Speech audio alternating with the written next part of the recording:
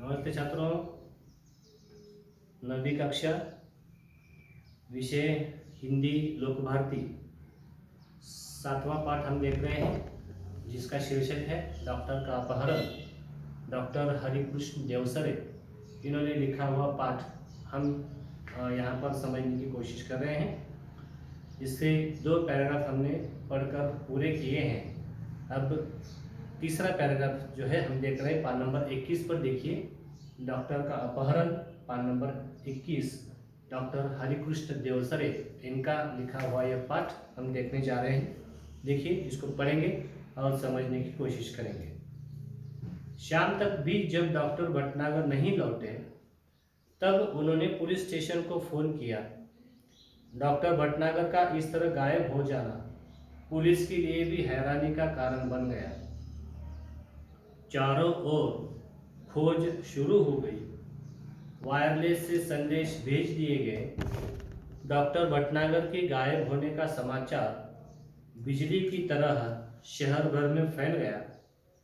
उनकी पत्नी खोज के लिए केवल इतना ही सूत्र दे सकी कि डॉक्टर साहब अपनी कार में नहीं गए। उन्हें लेने कोई गाड़ी आई थी जिसके बड़े पहियों के निशान उन्होंने सवेरे घर के बाहर सड़क और फुटपाथ पर देखे थे। जाहिर था कि डॉक्टर साहब किसी ट्रक या बस में गए हैं। मोहल्ले वालों से पूछताछ करने पर भी कोई जानकारी न मिली। फिर भी पुलिस ने वायरलेस से यह सूचना भी जारी कर दी कि कहीं किसी एक्सीडेंट के बारे में जानकारी मिले तो सूचना तुरंत दी जाए। तो एक दिन पूरा पूछताछ करने के बाद जब कोई जानकारी डॉक्टर भटनागर के बारे में नहीं मिली तब उनकी पत्नी परेशान हो गई और परेशान हो करके फिर पुलिस स्टेशन को उन्होंने फ़ोन किया और डॉक्टर भटनागर के गुम होने की या उनके अपहरण होने की खबर जो है पुलिस को फ़ोन करके बताई। तब पुलिस खुद भी हैरान हो गई कि इस तरह से इतने लोकप्रिय डॉक्टर का अपहरण किस तरह से हो सकता है। यह उनके मतलब डॉक्टर भटनागर का इस तरह गायब होना भी पुलिस को परेशान और हैरान करने का एक कारण बन गया। फिर चारों ओर शुरू हो गई। पुलिस के वायरलेस से सबको संदेश भेजा गया और डॉक्टर भटनागर के गायब होने की समाचार जो है बिजली की तरह सारे शहर भर में फैल गई।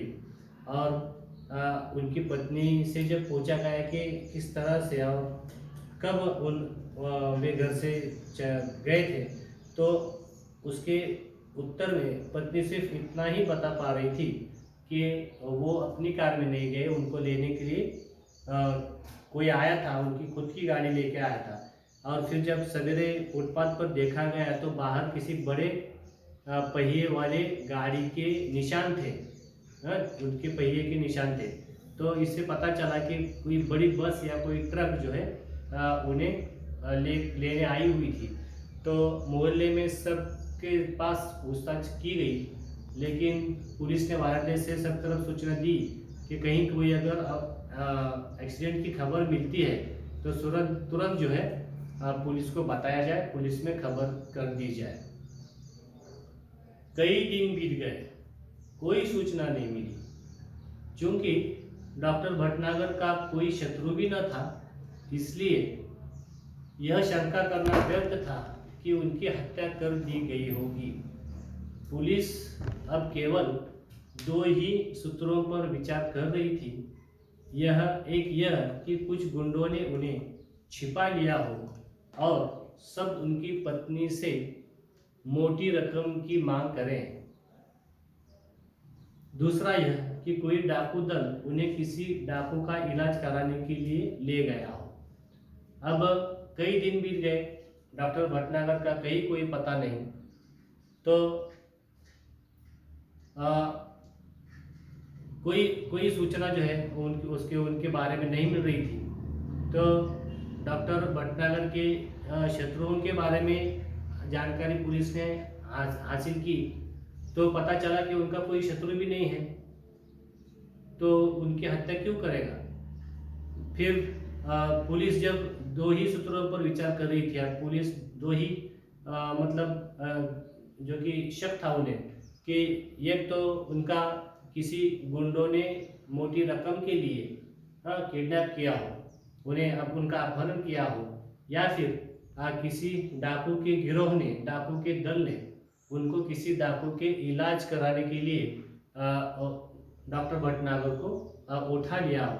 तो यह दो ही बातें हो सकती थी जिसके लिए इनका अपहरण किया जा सकता था। आगे देखिए, दिन पर दिन बीतते गए और डॉक्टर भटनागर के बारे में कोई जानकारी न मिली।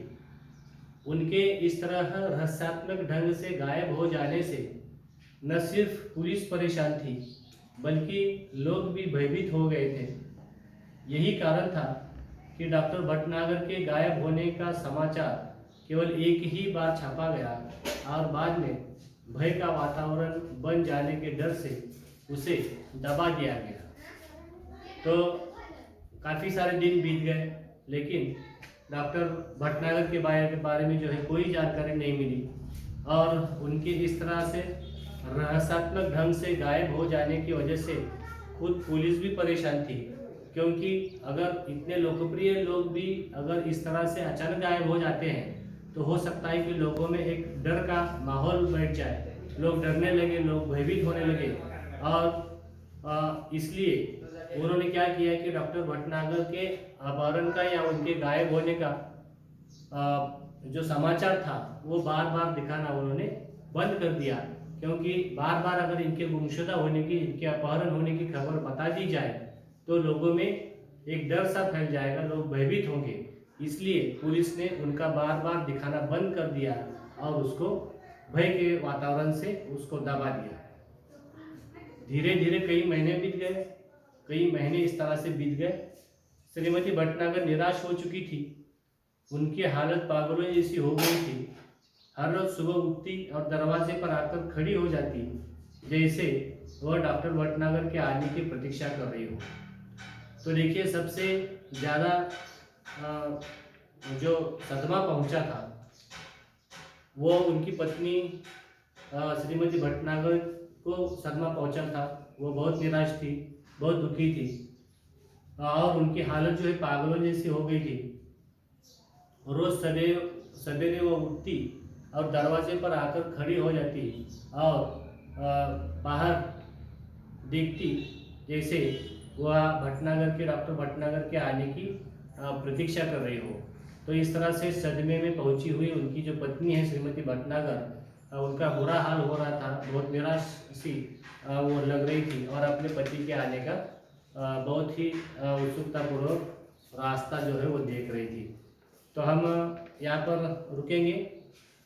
तो आज हमने कुछ 3 पैराग्राफ जो है इस डॉक्टर के अपहरण के पढ़े और इसको हमने समझने की कोशिश की।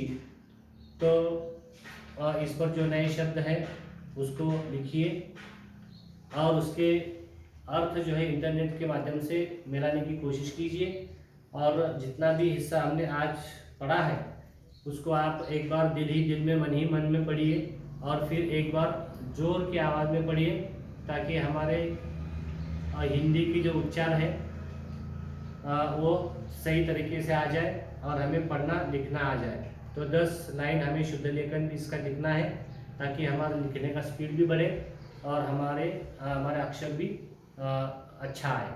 तो रुकते हैं हम यहाँ पर। धन्यवाद।